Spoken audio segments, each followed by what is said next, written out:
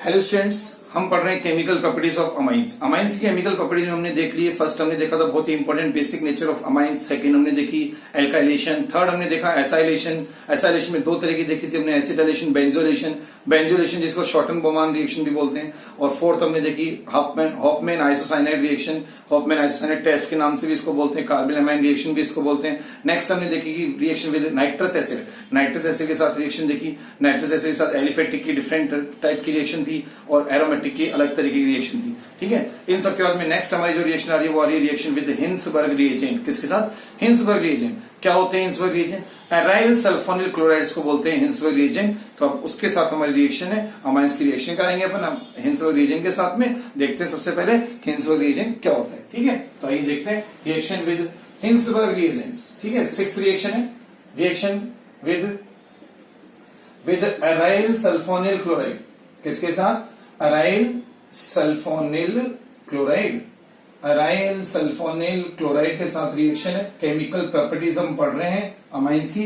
Aryl sulphonyl chloride के साथ reaction है। अराइल सल्फोनिल क्लोराइड को ही क्या बोला जाता है? इन्हीं को बोला जाता है हिंसबर्ग्स रिएजेंट। हिंसबर्ग रिएजेंट बोला जाता है इनको, हिंसबर्ग रिएजेंट। और शॉर्ट में इनको अपन HR भी बोल सकते हैं। ठीक है, हिंसबर्ग रिएजेंट।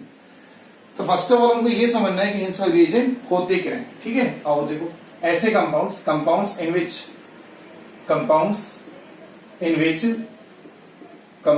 इन विच सल्फोनिल क्लोराइड ग्रुप। कौन सा ग्रुप? सल्फोनिल क्लोराइड यानी कि कौन सा? SO2Cl। ठीक है, SO2Cl ग्रुप जिनमें sulphonyl chloride group SO2Cl group है ना, वो रहता है क्या? Is directly attached to benzene ring. ठीक है, group is directly attached to benzene. Directly attached होता है किसके साथ? Directly attached to benzene ring. Benzene ring के साथ डायरेक्टली अटैच होगा, यानी बेंजीन के साथ डायरेक्टली जब SO2Cl अटैच होता है तो ऐसे कंपाउंड्स को हम बोलते हैं हिंसबर्ग रिएजेंट। आ रही है बात समझ? Hinsberg reagent. आइए देखते हैं कैसे, कुछ एग्जांपल लेते हैं, है ना। ये लो एग्जांपल। अगर सबसे फर्स्ट अगर हिंसबर्ग रिएजेंट का अगर अपन एग्जांपल बनाएं तो ये बेंजीन और इसके साथ डायरेक्ट अटैच होगा SO2Cl। तो ये एक हिंसबर्ग रिएजेंट है। ठीक है, ये हिंसबर्ग रिएजेंट है। इसका नेम की अगर बात करें तो नाम है बेंजीन सल्फोनिल क्लोराइड। इस हिंसबर्ग रिएजेंट का नेम होगा benzene sulphonyl chloride. Benzene sulphonyl chloride. ठीक है, ये एक हो गया। इसी तरह से और बना लो, ये लो आ गया। ये बेंजीन, यहाँ SO2Cl और यहाँ CH3।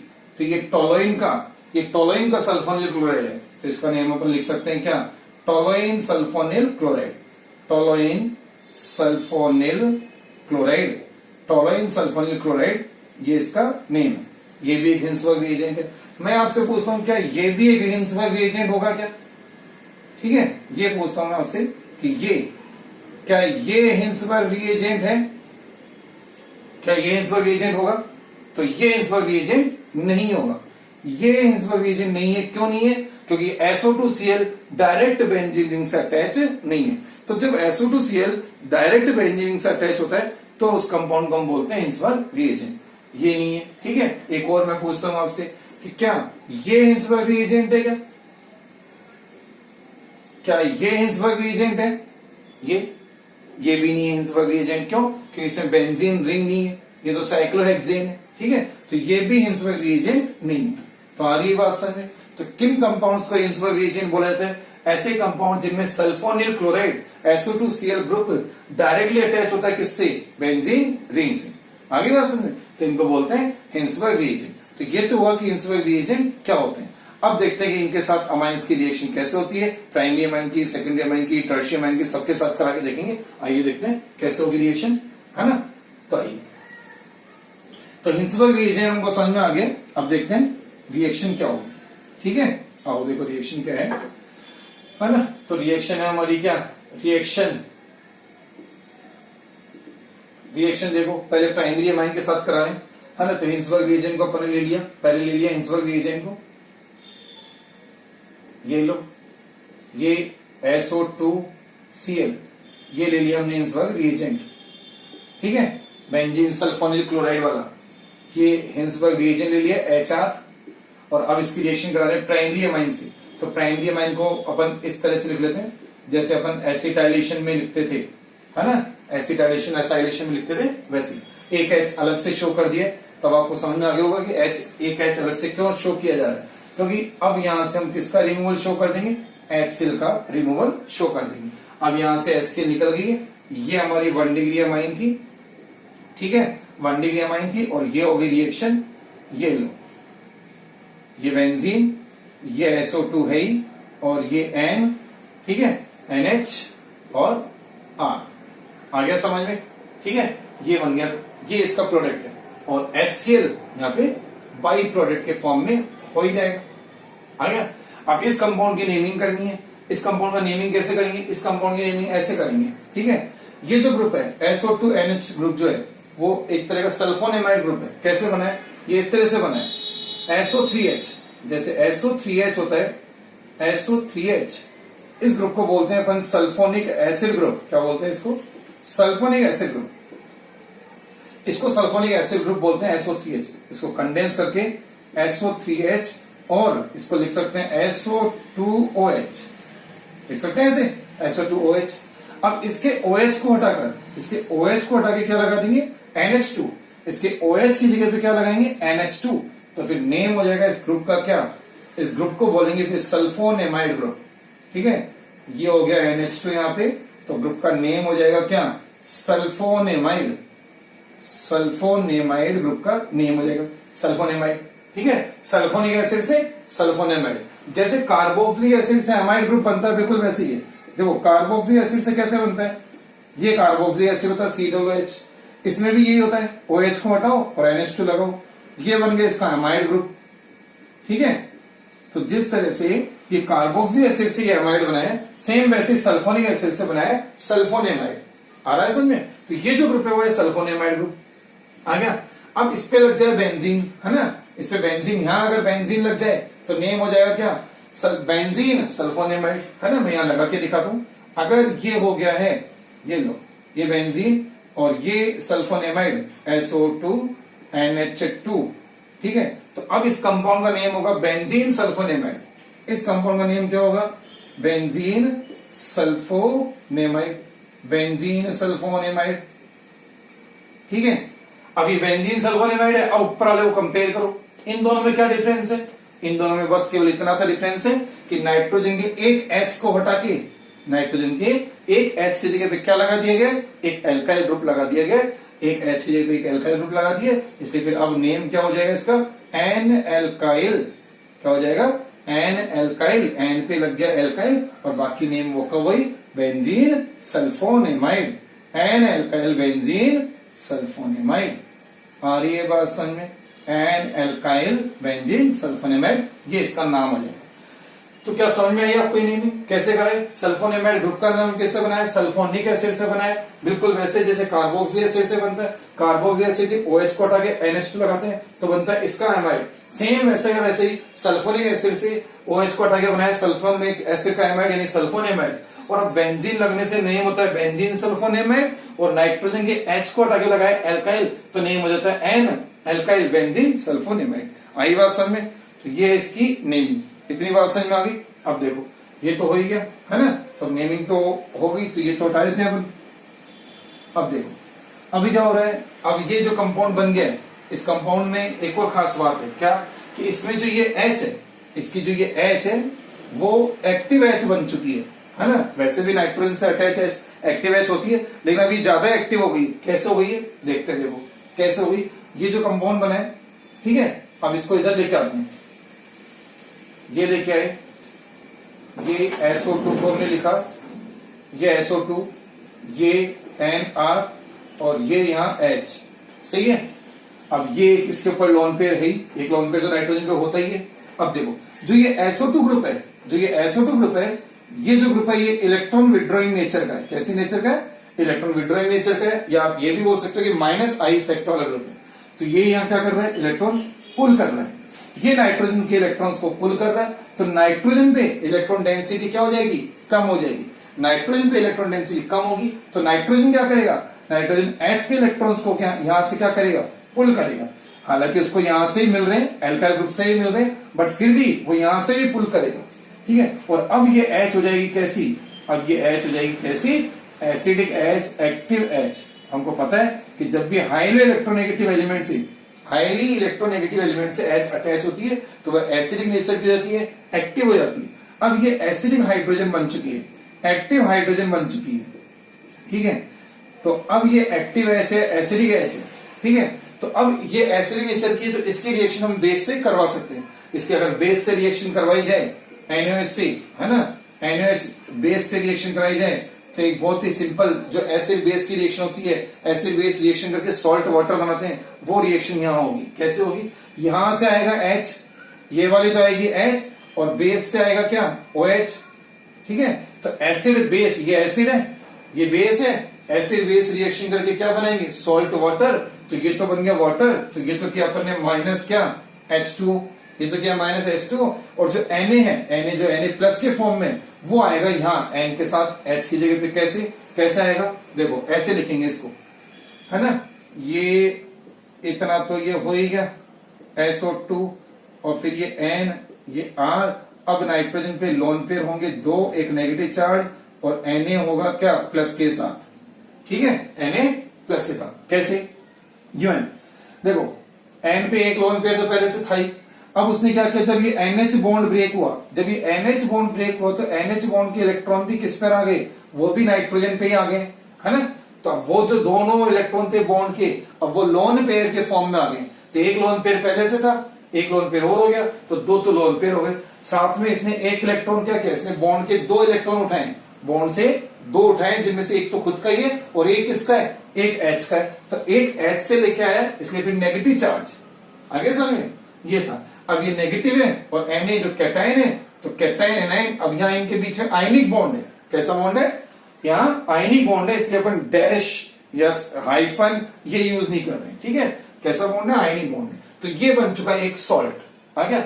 ये एसिड है, ये बेस है, एसिड बेस रिएक्शन करके सॉल्ट वाटर बना रहे हैं, तो ये सॉल्ट बन गया, ये वाटर। इसकी नेमिंग करें तो बस सिंपल आपको ऐसे लिखना होगा कि सोडियम सॉल्ट ऑफ, क्या, सोडियम सॉल्ट ऑफ किसका, एन एल्काइल बेंजीन सल्फोनेमाइड का, एन एल्काइल बेंजीन सल्फोनेमाइड का sodium salt, N alkyl benzene sulphonamide का क्या है, ये सोडियम सॉल्ट है, आ गया। तो पूरी रिएक्शन ये बनती है। क्या किया, स्टार्टिंग से देखो, हिंसबर्ग रिएजेंट यानी HR जिसको बोला गया, हिंसबर्ग रिएजेंट की रिएक्शन कराई जा रही है 1 डिग्री अमाइन से, प्राइमरी अमाइन से HCl निकलेगा, और ये एन एल्काइल बेंजीन सल्फोनेमाइड बन जाएगा, ठीक है। एन एल्काइल बेंजीन सल्फोनेमाइड जो बना है, उसमें ये जो H है, ये एक्टिव H है, ये, और वैसे भी नाइट्रोजन से अटैच H एक्टिव होती है, बट अब ये यहाँ पे हाईली एक्टिव और एसिडिक नेचर की बन गई है। किसकी वजह से, क्योंकि जो SO2 ग्रुप है, ये जो SO2 ग्रुप है, ये SO2 ग्रुप, ये इलेक्ट्रॉन विड्रॉइंग नेचर का है, ये नाइट्रोजन से इलेक्ट्रॉन पुल करता है, तो नाइट्रोजन पे इलेक्ट्रॉन डेंसिटी कम हो जाती है। नाइट्रोजन अपनी इस डेंसिटी को कंपनसेट करने के लिए, फिर से बैलेंस करने के लिए NH बॉन्ड के इलेक्ट्रॉन को पुल करता है, उठाता है, और H क्या हो जाती है, एसिडिक नेचर की हो जाती है। अब ये एसिडिक नेचर की हो गई है, तो ये कंपाउंड अब एसिडिक कंपाउंड बोला जाएगा, यानी एसिडिक नेचर वाला कंपाउंड बोला जाएगा। अब ये एसिड है, तो इसकी रिएक्शन बेस से करवाई जा सकती है, और एसिड बेस रिएक्शन करके जो सॉल्ट वाटर की जो न्यूट्रलाइजेशन की जो रिएक्शन है एसिड बेस की, वो रिएक्शन यहाँ होती है। यहाँ से H, यहाँ से OH, वाटर निकलता है, Na यहाँ के अटैच हो जाता है, Na प्लस कैटायन है, और ये पूरा फिर एनायन है, इनके बीच में आयनिक बॉन्ड बनता है। आ रही है बात समझ में। तो ये थी 1 डिग्री अमाइन की हिंसबर्ग रिएजेंट के साथ रिएक्शन।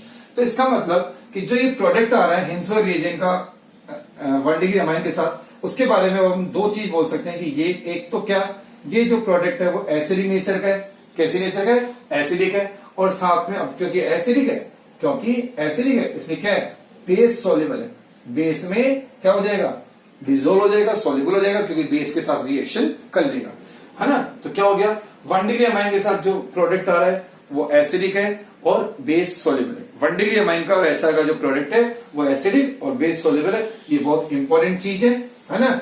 ये अभी आगे काम आएगी केमिकल टेस्ट करने में, डिस्टिंग्विश करने में। आ रही है, इतनी बात समझ में आ रही है, ठीक है। अच्छा, अब एक और चीज, ये अपन ने अभी एलिफेटिक रखी हुई है, हम चाहे तो एरोमेटिक भी रख सकते हैं। एरोमेटिक रखेंगे तब भी रिएक्शन ये की यही होगी, बस R की जगह पे क्या हो जाएगा, फिनाइल ग्रुप आ जाएगा, बेंजीन रिंग आ जाएगी। आ रही है बात समझ में? मैं रख के दिखाया तो पहले एक बार देख लो, इतनी बात समझ में आ गई आपको, ये सारी बात समझ में आ गई है ना। अब अगर ये सारी बात समझ में आ गई तो एरोमेटिक में कुछ नहीं करना, R को हटा के है ना फिनाइल या बेंजीन रिंग लगा देनी है। मैं हटा देता हूं, पहले एक बार सब जगह से हटा देता हूं मैं। यहाँ R है, यहां से हटा दो, यहां भी R है, यहां से भी हटा दो, ये R, ये R, ठीक है। अब सब जगह से R हटा दिए और उनकी जगह पे क्या रख दो, बेंजीन रिंग बना दो। ये लो, ये बेंजीन रिंग बना दी, तो अब ये बन गई एरोमेटिक 1 डिग्री अमाइन, यानी कि एनिलीन हो गई है ये। अब ये एनिलीन हो गई तो अब सब जगह फिनाइल ग्रुप आ जाएगा, यहां भी फिनाइल ग्रुप लगा देंगे। नेम में क्या चेंज आएगा, एन एल्काइल की जगह पर, एन एल्काइल की जगह पे क्या बोल देंगे, फिनाइल बोल देंगे, एन फिनाइल। बाकी नेम वो का वही है, बेंजीन सल्फोनेमाइड है ना। सेम यहाँ पे भी वही रहेगा, ठीक है। तो अपन एलिफेटिक एरोमेटिक को साथ साथ लेके चल ही रहे हैं, शुरू से ही लेके चल रहे हैं, इसलिए अपन ऐसा कर रहे हैं, ठीक है। तो ये sodium salt of N alkyl की जगह पे N phenyl benzene sulphonamide, same चीज है, बाकी सब कुछ सेम है। वही एसिडिक नेचर का ये भी है, बेस सोल्यूबल ये भी है। ये जरूर कह सकते हैं कि ये वाला अब थोड़ा सा ज्यादा एसिडिक है। ये वाला ज्यादा एसिडिक क्यों हो गया, क्योंकि अब अगर आप देखो तो ये एन एल्काइल वाले से मोर एसिडिक है। क्यों, क्योंकि यहाँ फिनाइल का भी कैसा इफेक्ट है, माइनस आई इफेक्ट है। कैसा है, ये भी विड्रॉइंग ग्रुप है, ये भी इलेक्ट्रॉन विड्रॉइंग ग्रुप है, माइनस आई भी बोल सकते हो, माइनस एम भी बोल सकते हो। तो अब ये नाइट्रोजन और ज्यादा डेफिशिएंट हो जाएगा और एच अब और ज्यादा एसिडिक हो जाएगी, मोर एसिडिक हो जाएगी, और फिर वही रिएक्शन करके सॉल्ट हो जाएगी। आ गया। खैर बात अभी मोर एसिडिक या लेस एसिडिक की नहीं कर रहे हैं, बात केवल इतनी है कि क्या ये एसिडिक है या नहीं। तो एसिडिक ये अभी भी है। आ गया। फिर भी अगर कंपेयर करना हो तो आप कह सकते हो कि ये मोर एसिडिक है। आ गया समझ में, इतनी बात समझ में होगी। अब ये रिएक्शन हुई है 1 डिग्री अमाइन के साथ, ठीक है। अब अगर अपन कराएं रिएक्शन सेकेंडरी अमाइन की, आओ देखो सेकेंडरी अमाइन की अगर रिएक्शन करें तो कैसे होगी, लेते देखो, ये तो 1 डिग्री की होगी, सेकेंडरी की है ना, सेकेंडरी की कराते हैं अपन। ये लो, आओ देखो सेकेंडरी अमाइन के साथ रिएक्शन, ये लिया अपन ने वही है ना, बेंजीन सल्फोनिल क्लोराइड, और ये ले लिए अपन ने क्या, सेकेंडरी अमाइन। आ रही बात समझ में, ये 2 डिग्री अमाइन हो गई है। ये क्या निकल गया यहां से, HCl निकल ही गया, ठीक है। और क्या बन जाएगा, है ना, माइनस HCl यही लिख देते हैं। और अब ये क्या बन गया, ये SO2 है ना, चाहो तो इसको ओपन करके दिखा देते हैं, CSO SO2 N और फिर R और फिर R, ठीक है। ये बन रहा। अब इसकी नेमिंग करें तो इसकी नेमिंग इससे समझो कैसे होगी। जब यहाँ पे R था, है ना, मैं वापस एक बार के लिए R कर दूं।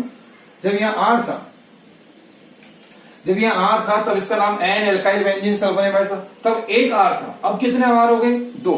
तो बस बिल्कुल वैसे करना है। क्या करना है, एन है ना, 2 N 2 alkyl, N di alkyl benzene sulphonamide, N di alkyl benzene sulphonamide. आई बात समझ में, N di alkyl benzene sulphonamide. अरे है ना, तो क्या समझ में आ गया आपको इसका नाम। नाइट्रोजन पे 2 एल्काइल ग्रुप आ गए, पहले नाइट्रोजन पे 1 एल्काइल होता था तो एन एल्काइल, 2 एल्काइल आ गए तो N di alkyl benzene sulphonamide. आ रही है इतनी बात समझ में। ये थी 2 डिग्री अमाइन की HR के साथ रिएक्शन, हिंसबर्ग रिएजेंट के साथ रिएक्शन। अब कंपेयर करो, देखो 1 डिग्री की जो रिएक्शन है उसमें नाइट्रोजन के पास एक H रहता है, इसमें नाइट्रोजन के पास अब एक भी H नहीं है। तो क्या ये कंपाउंड भी क्या एसिडिक नेचर शो करेगा, यानी कि ये एसिडिक नेचर का होगा। अरे एसिडिक नेचर के होने के लिए H होनी चाहिए, एसिडिक H होनी चाहिए। इस पर कोई H ही नहीं है। नाइट्रोजन पे एक H होती है तो एसिडिक होता है, इस पर तो कोई H है ही नहीं। आ रही है बात में, तो ये एसिड नेचर का नहीं है। तो अब यहां जो बात बोली जाएगी, क्या बोली जाएगी कि सेकेंडरी अमाइन का HR के साथ जो प्रोडक्ट है वो एक तो नॉन एसिडिक है, ठीक है। अब क्योंकि नॉन एसिडिक है इसलिए बेस में क्या होगा, इनसॉल्युबल, है ना। तो क्या होगा, इनसॉल्युबल इन बेस। तो अब वो बेस के साथ रिएक्शन नहीं करेगा, इनसॉल्युबल इन बेस। आ रही बात समझ में, एक तो नॉन एसिडिक है और बेस में इनसॉल्युबल है, ठीक है। ये एसिडिक था, ये बेस में सॉल्युबल था। आ गया। ये 2 डिग्री और 1 डिग्री अमाइंस के प्रोडक्ट में डिफरेंस आ गया। अब एक बार टर्शियरी अमाइन को भी देख लेते हैं, है ना। ये अपन ने सेकेंडरी अमाइन का देखा, अब टर्शियरी अमाइन का देखो। ये लिया अपन ने वही हिंसबर्ग रिएजेंट SO2Cl, ठीक है। और अब टर्शियरी अमाइन, अब देखो टर्शियरी अमाइन के साथ वही प्रॉब्लम, क्या प्रॉब्लम होगी, क्या नहीं है अब इसके पास अब एक्टिव H नहीं है। देखो हिंसबर्ग रिएजेंट के साथ रिएक्शन के लिए H होना जरूरी है, एक्टिव H होना जरूरी है। देखो प्राइमरी अमाइन में H थी, हो गई रिएक्शन। सेकेंडरी अमाइन के पास भी एक H थी, हो गई रिएक्शन। अब टर्शियरी अमाइन के पास नाइट्रोजन के साथ कोई H ही नहीं है, तो क्या अब यहां कोई रिएक्शन होगी, HCl जैसा कुछ निकल सकता है, नहीं निकल सकता। यानी कि अगर 3 डिग्री अमाइन की बात करें, टर्शियरी अमाइन की बात करें, तो टर्शियरी अमाइन और हिंसबर्ग रिएजेंट की कोई रिएक्शन यहां नहीं होगी, यानी कि नो रिएक्शन। आ गया, कोई रिएक्शन यहां पे ऑब्जर्व नहीं होगी, ये टर्शियरी अमाइन के साथ है। आ गया। तो अब देखो तीनों ही तरह के अमाइन में डिफरेंट नेचर के डिफरेंट टाइप के प्रोडक्ट आ रहे हैं, अलग अलग हो रहा है। कैसे, देखो 1 डिग्री अमाइन के HI के साथ जो प्रोडक्ट है वो एसिडिक है, बेस में सोल्यूबल है, क्योंकि उसके पास एक एक्टिव H अभी भी है। 2 डिग्री अमाइन की बात करें तो 2 डिग्री अमाइन का प्रोडक्ट बना है नॉन एसिडिक, क्योंकि अब उसके पास कोई एक्टिव H नहीं है, नॉन एसिडिक और बेस में इनसोल्यूबल। और 3 डिग्री का जो प्रोडक्ट है, 3 डिग्री का तो खैर प्रोडक्ट ही नहीं है, रिएक्शन ही नहीं है। आगे बात समझ। तो अब ये एक इंपॉर्टेंट रिएक्शन बनती है प्राइमरी, सेकेंडरी और टर्शियरी अमाइंस को डिस्टिंग्विश करने के लिए। प्राइमरी, सेकेंडरी, टर्शियरी अमाइन को कैसे डिस्टिंग्विश करेंगे। फर्स्ट 1 डिग्री अमाइन, अगर कोई अमाइन है ना, जैसे मान लीजिए हमें पता नहीं है, अगर कोई अमाइन HR के साथ यानी हिंसबर्ग रिएजेंट के साथ रिएक्शन करके प्रोडक्ट बना रही है, और वो प्रोडक्ट अगर एसिडिक नेचर का है, प्रोडक्ट अगर एसिड नेचर का है, बेस में सॉल्युबल है, दैट मीन कि वो अमाइन कैसी है, प्राइमरी अमाइन है। अगर उसका प्रोडक्ट नॉन एसिडिक आ रहा है, इनसॉल्युबल इन बेस आ रहा है, दैट मीन कि वो सेकेंडरी अमाइन है। और अगर रिएक्शन ही नहीं हो रही है तो आप समझ जाए कि वो अमाइन टर्शियरी अमाइन है। इस तरह से प्राइमरी, सेकेंडरी और टर्शियरी अमाइंस को हम डिस्टिंग्विश कर सकते हैं इस रिएक्शन से, हिंसबर्ग रिएजेंट की हेल्प से। इसलिए अब इस मेथड का नाम, इस टेस्ट का नाम हिंसबर्ग टेस्ट भी इसको हम बोल देते हैं। आगे समझ में। तो ये बहुत ही इंपॉर्टेंट रिएक्शन है प्राइमरी, सेकेंडरी और टर्शियरी अमाइंस को डिस्टिंग्विश करने के लिए। इससे पहले एक टेस्ट हमने और किया था, बट वो केवल ओनली प्राइमरी अमाइन को डिटेक्ट करने का था, वो सेकेंडरी, टर्शियरी का नहीं था, हॉफमैन आइसोसाइनेट। अब लेकिन ये जो है, इससे तीनों अमाइन डिस्टिंग्विश हो जाएगी। आगे एक बार फिर से सुन लो। प्राइमरी अमाइन का HR के साथ जो प्रोडक्ट आएगा वो एसिडिक होगा, बेस में सोल्यूबल होगा। सेकेंडरी अमाइन का जो प्रोडक्ट आएगा वो नॉन एसिडिक होगा, इनसोल्यूबल इन बेस होगा। और टर्शियरी अमाइन का जो है कोई प्रोडक्ट ही नहीं होगा, रिएक्शन ही नहीं होगी। इस तरह से हम तीनों अमाइंस को डिस्टिंग्विश कर सकते हैं। आगे समझ में ये है।